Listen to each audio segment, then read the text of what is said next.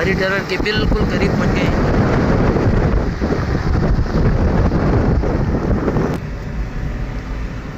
लावारी tunnel 10.5 kilometre है।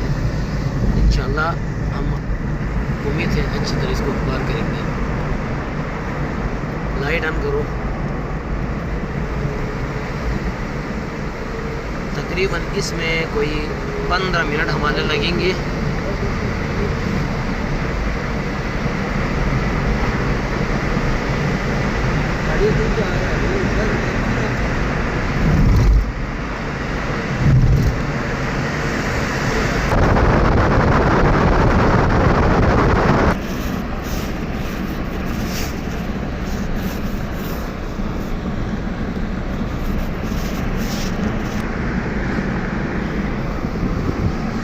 Motorcycle नहीं चल सकता है।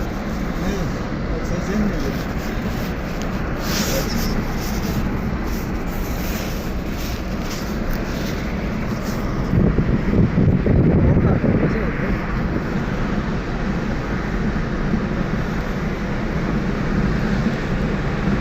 किलोमीटर बिल्कुल बस इतनी ही है।